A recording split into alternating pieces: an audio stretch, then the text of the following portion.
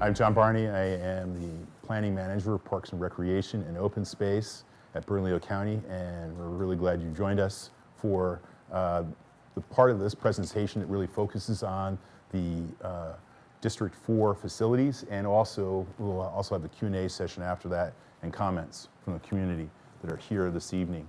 The District 4 neighborhood community areas include the North Valley, Paradise Hills, and North Albuquerque Acres. And we have them also up on the walls here in different parts of the room. So basically, I'm just going to run through quickly what we've heard from the community, from all the various meetings that we had. Briefly, in terms of open space and trails, there was a lot of interest in how we make better connections among our various facilities. In the North Valley, there was a real interest in the Alameda Drain Corridor and its potential for being a greenway, but also these east-west connections that would actually connect between the Drain Corridor and also, say, the Paseo del Bosque. And if you're up in North Albuquerque Acres, the extension of the Alameda Trail, and in Paradise Hills, some improvements building on the ones we've already just made on the Paradise Hills Trail. And then there was also some interest in how do we connect from Paradise Hills Boulevard all the way to through the city facilities down to the Calabasas Arroyo. In terms of aquatics, we heard loud and clear through the process the frustration at the loss of the pool at Raymond G. at our community center here, and this is really, I mean, something that we'll need to address in this planning effort. And we've identified through the process that there is definitely a need for a pool in the northern part of the valley. And this is not necessarily for a huge regional pool, but for a swimming pool that would ideally be indoors, but could also be an outdoor pool, but a pool that will actually serve the role that the pool at Raymond G. Community Center did in the past. So that's an important piece of what we will need to address here. We know there are a need for more indoor pools in general. We're basically programmed to the hilt between the cities and our facilities, given the hours we have. So how do we create more indoor pools? And in the Northwest in particular, we're really short vis-a-vis the number of people who want to use the pools. And then and then also we've heard a lot about the therapeutic pool, interest in with seniors in particular, but it's also, Debbie Jo was reminding me the other day that we can also use them to teach kids to swim in, young kids. So they work for both ends of our age cohort spectrum. So.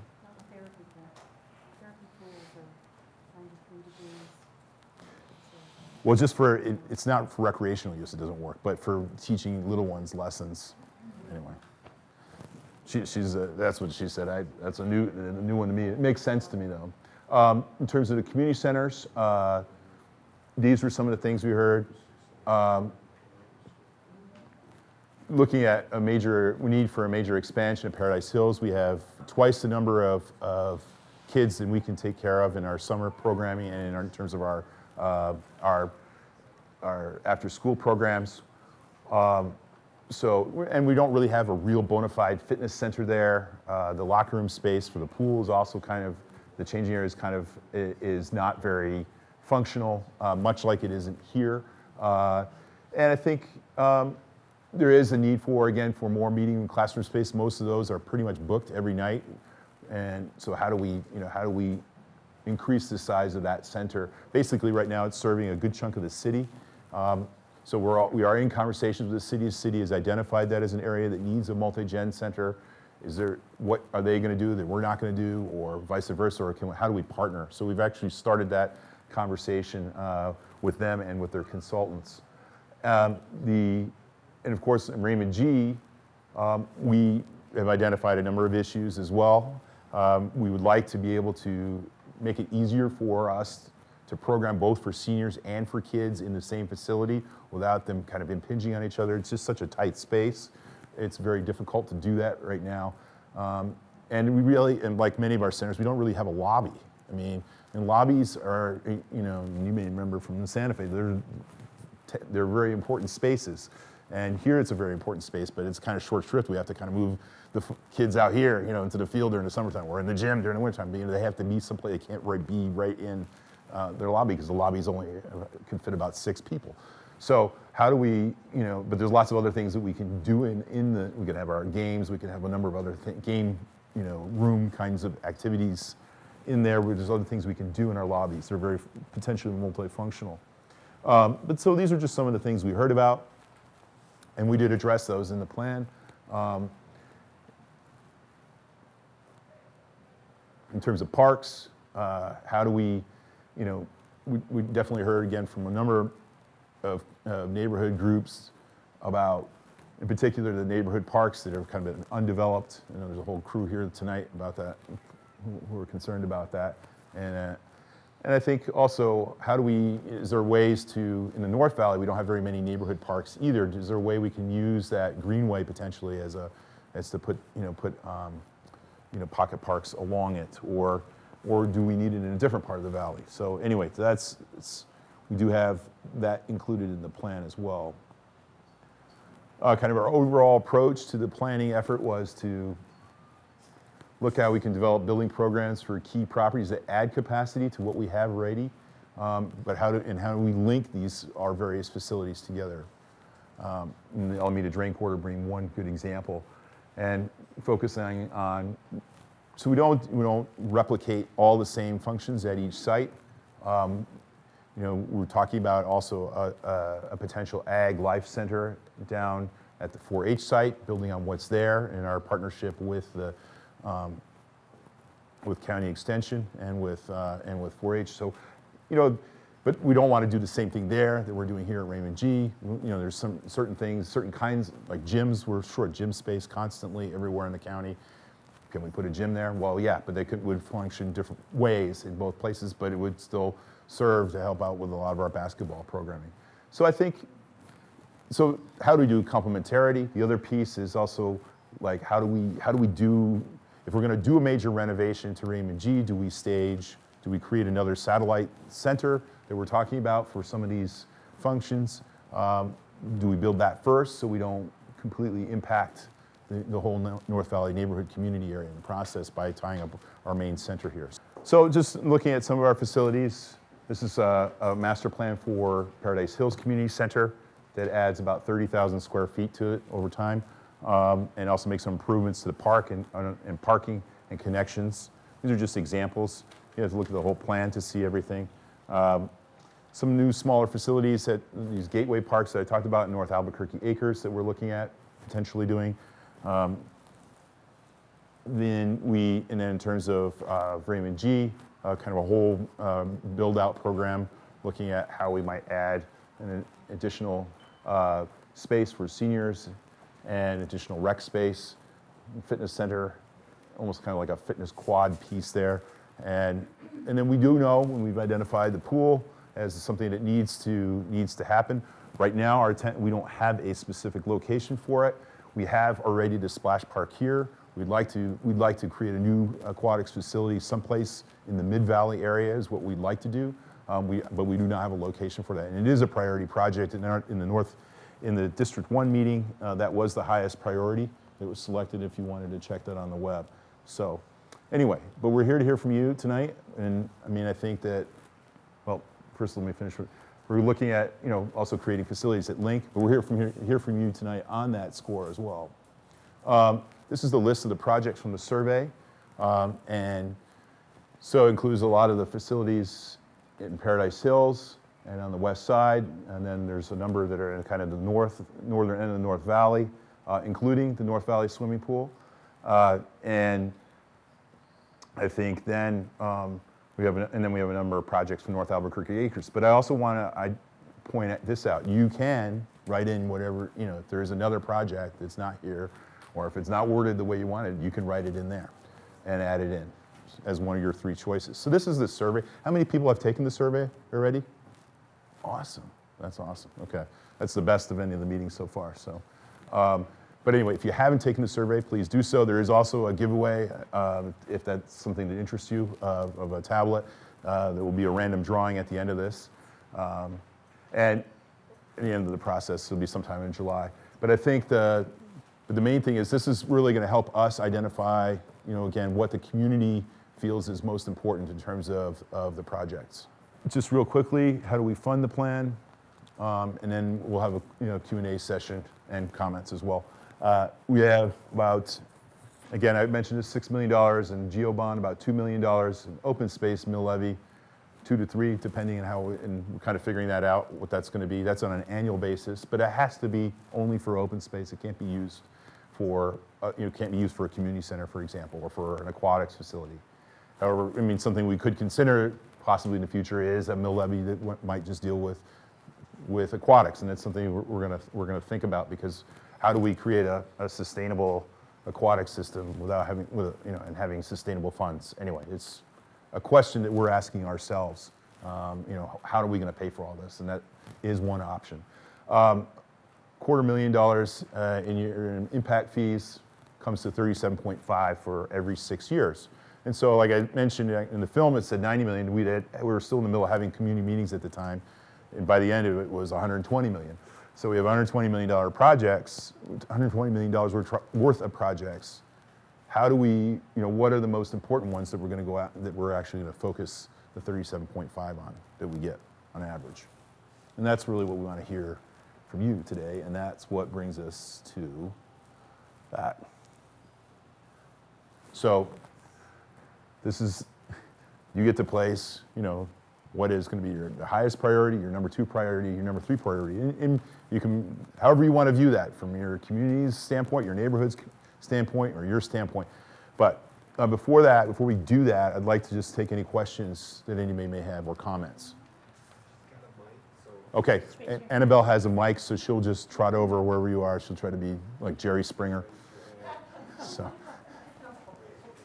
I'm a little curious of the $2 million that is allotted for open space. What meets the definition of open space? Because I think most of this side of the room, our project is the Cielo Vista Pocket Park. Sure. So does that fit No, that would not fit the definition of typically for, because it would have to have been set aside to preserve a natural area or agriculture. There's a whole kind of a longer definition. So typically, that would be a park project. So typically, I say typically because that's, that we wouldn't fund a park through open space. And we actually now, based on the new language for the new mill levy, we're really, it's very limiting in terms of what we can do. So. And I think one of my burning questions is, if there's such a need for a pool in this area, why did they close the pool here? Okay, well, let's. Sorry, is that a? No, I mean, we had what my understanding of it was before my time, it was before Debbie Jo's time too. My understanding was there was some major mechanical malfunctions, and there were some public health issues.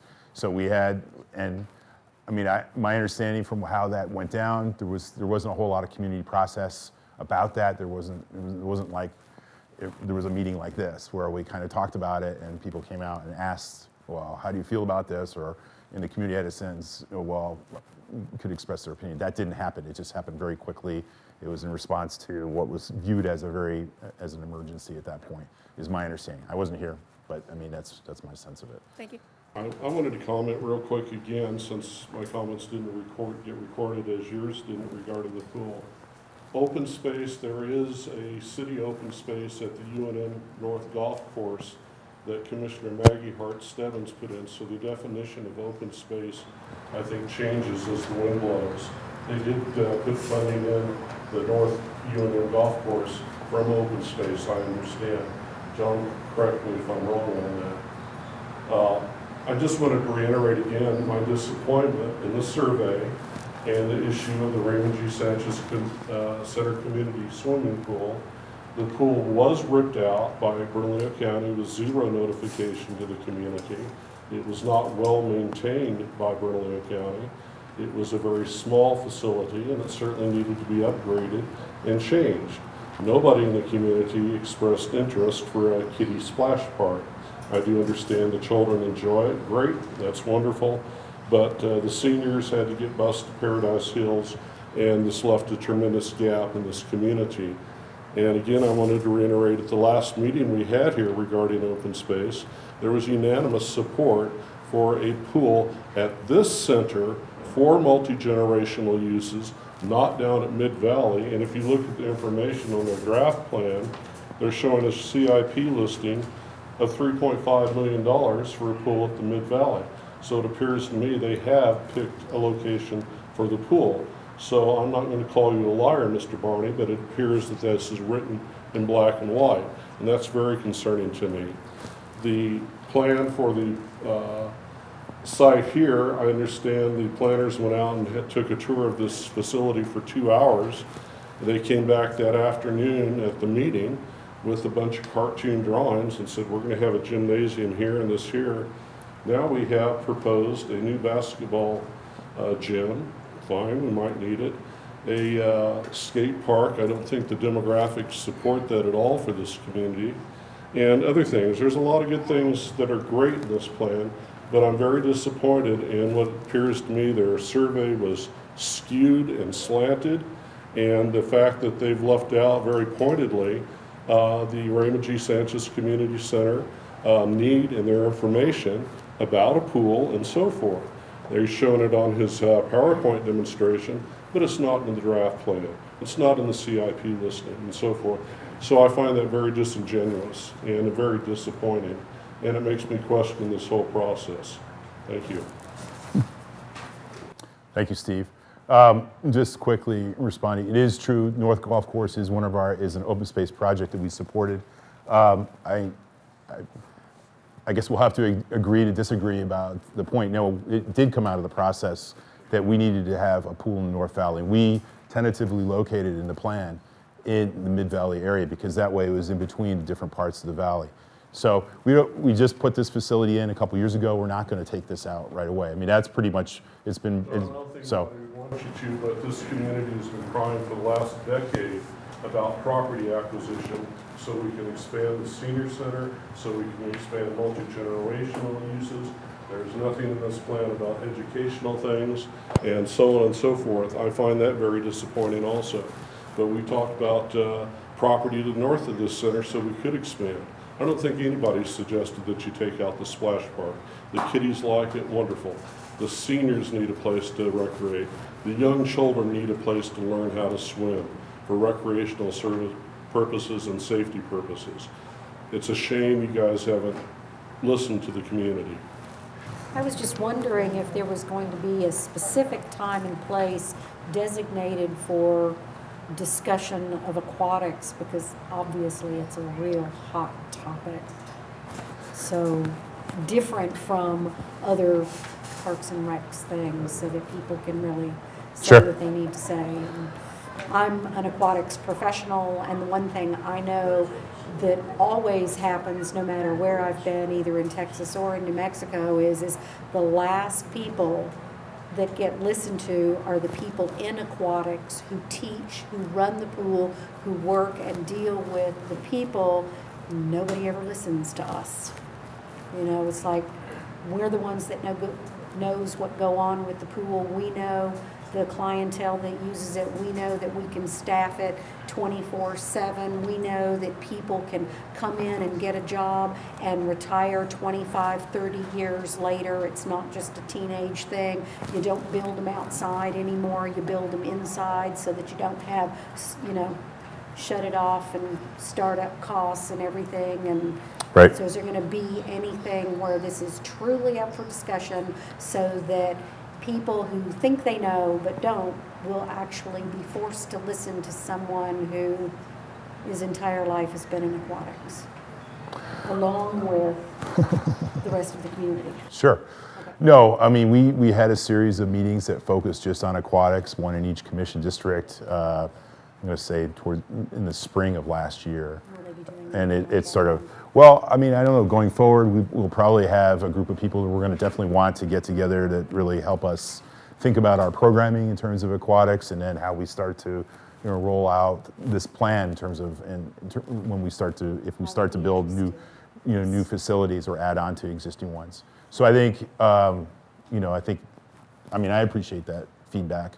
And I know the rest of our gang will too. I think one of the things Debbie Jo and I have talked about her, and she's really been, you know, we're going to have another kind of programming effort to look at our programming, and part of that is aquatics and how we do that. I don't know if you want to speak at all to that at all. No, or if I covered it, Since I don't have a microphone. so.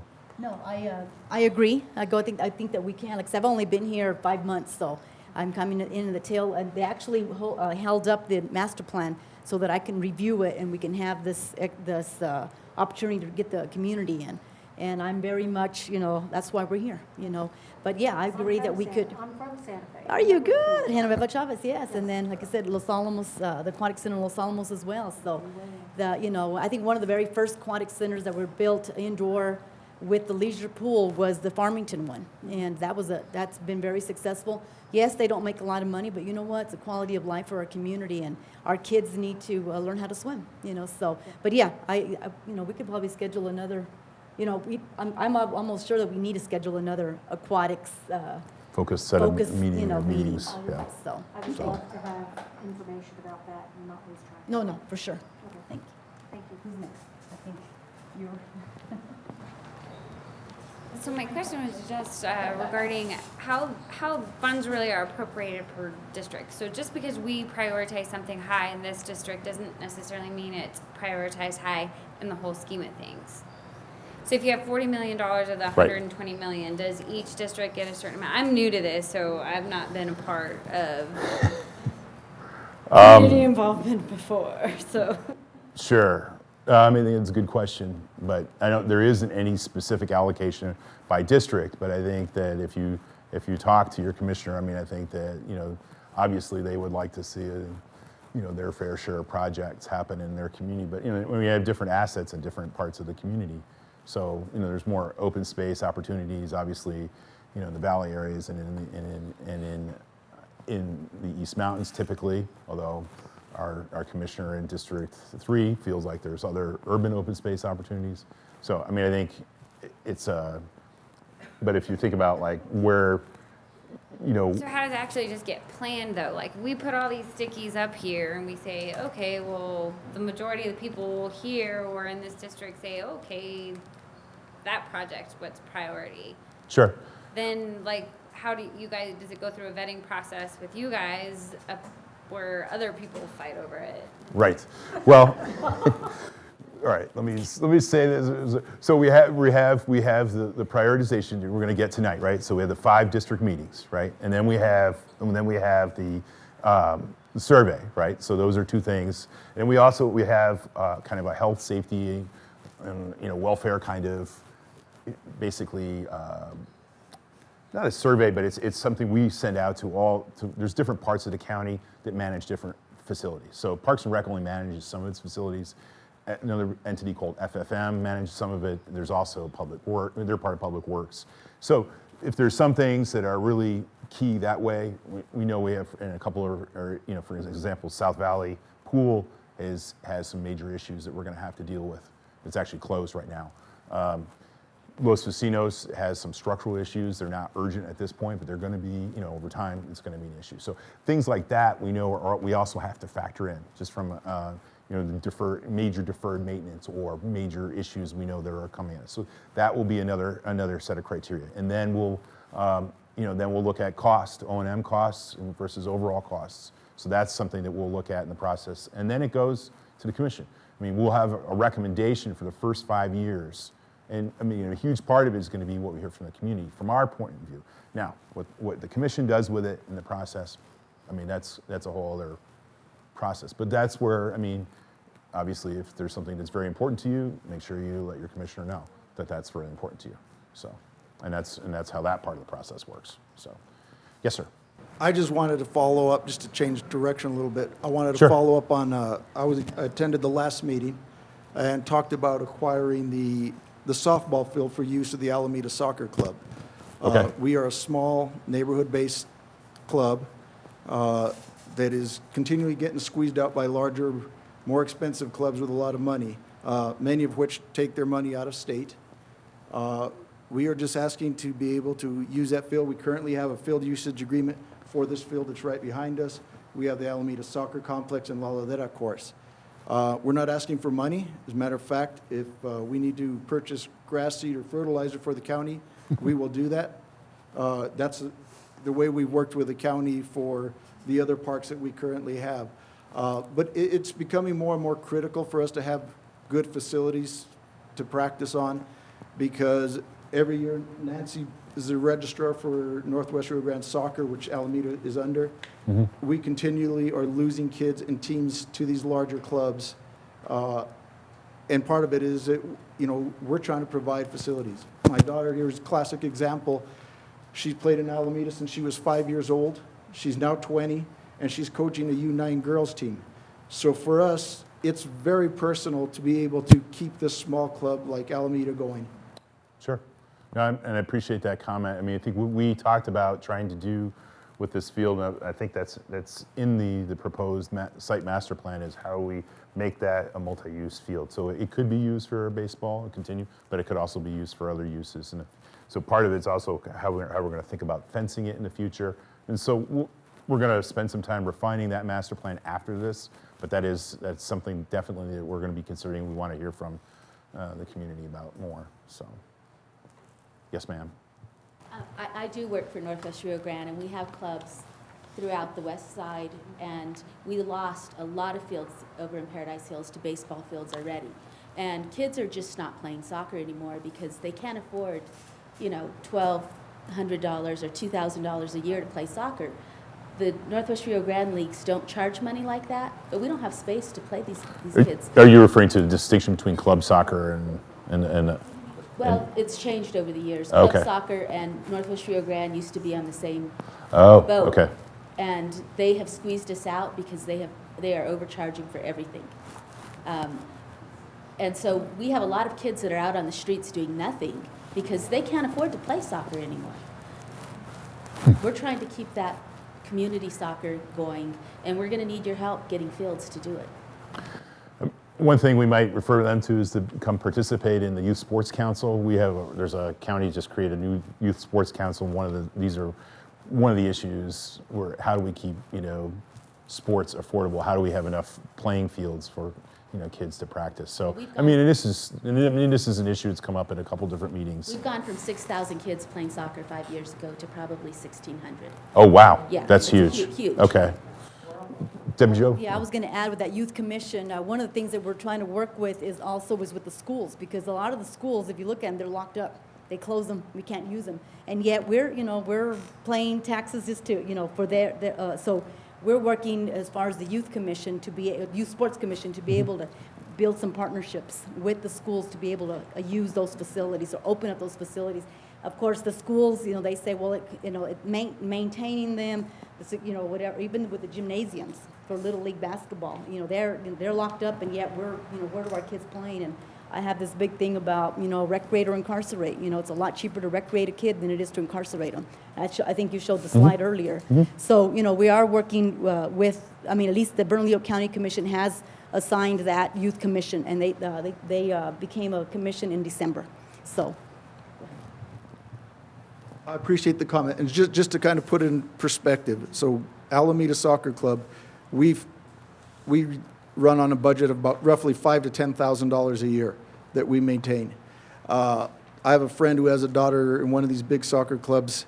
His bill for last year was $13,000 for her to play soccer. So Rio or one of those? Yes. Okay. So when we go to a meeting and try to compete with one of these clubs, they can offer a lot of money. They pay their director of coaching, some of these clubs, up to $80,000 just to direct coaching. All of our coaches are volunteer coaches. So if hopefully that helps put it a little bit in perspective what we're up against and why Sure. you know, we're so passionate when we come and ask for a field like the lighted field out here. Sure. You also have a passionate advocate that was it's a former employee. So anyway, you go. I just more of a comment. So we are here, this group is here for the Cielo Vista Pocket Park. Okay. And we turned out for our meeting with you in Yes. force, and today we've had 12 people attend today, and we really would like to see this park developed. It's a lot that has been a blight on our neighborhood for approximately 15 years. It attracts weeds and goat heads, and it's the first thing people see when they come into our neighborhood, and we would like some help getting it cleaned up. The budget seems pretty reasonable and small, and we're hoping we can tuck it in there in the priority list. Okay. Appreciate the comment, Yeah. and of course, you'll have a chance to kind of weigh in here on that with the dots. Yep, Yes. So, we have the dots. so are there any other questions, or are we ready to segue into the next part of the meeting? So, everybody's been waiting anxiously to place their dots. Okay. So, just to refer briefly up to here again to your first priority is your blue dot, your second priority is your red dot, and third priority is yellow dot. Feel free to place one on a facility. So I'm assuming we're going to get a lot of blue dots from this crowd on one spot. But please don't place them on the map. So we'll go down here. Here's Cielo Vista Park, for example. So that's where you would put your blue dots, is right next to that. Okay? Right. Okay. So, and if you're interested in the La Ladera Park, you would be here. If there is, like I said, mentioned, there is an aquatics facility for the North Valley, but if you were interested in it being someplace else, feel free to write it in there and put a blue dot next to it. If that's what Steve wants to do, he can do that. So there are still opportunities to give us feedback. So anyway, with that, we'll just do it, and we'll come back for a few minutes just to talk about what the results are. All right, I'm getting out of the way. So.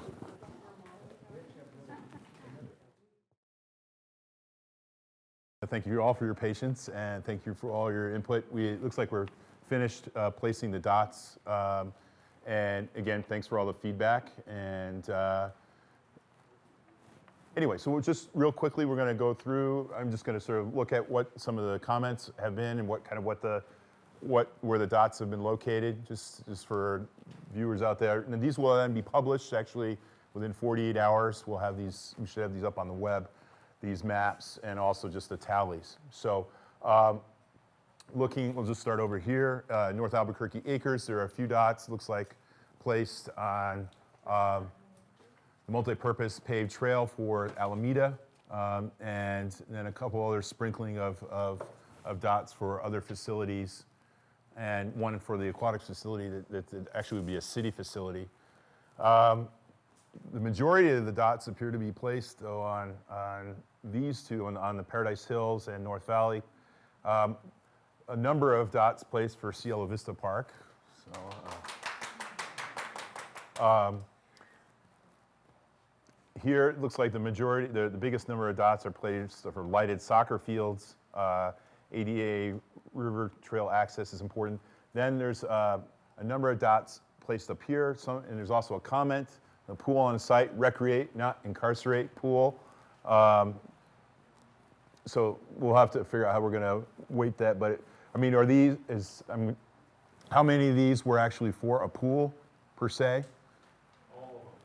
Some of the red dots below are for the pool too, if you notice it. Over here. Raymond G. Okay. Sanchez Pool. One of them says Raymond G. Okay. You didn't include the pool on your upper list by Raymond G. Sanchez. You only included it at a different location, so it's confusing to people. Okay. Yeah, I mentioned before, what you should do is actually, if there's a different location of mine, write it in other, and then add dots to it. So anyway, I guess that was missed. So we'll take it from there, and we'll try to make sense of that as best we can. So anyway, are there any other questions or comments at this point? Nope. Yes. Okay, so our budget for our park, our community or neighborhood park, Pocket Park, is quite small. So I think you've told us before that the next step for our neighborhood is to lobby senators and councilmen. Can you just give us some quick advice on what we can do in our neighborhood to propel this project forward? I think you need to talk to the commissioner. We're going to put it in as, we're going to factor this in based on the input we've received through this and through the survey. This is a very important project for this part of the community, and that's what we can do at this point.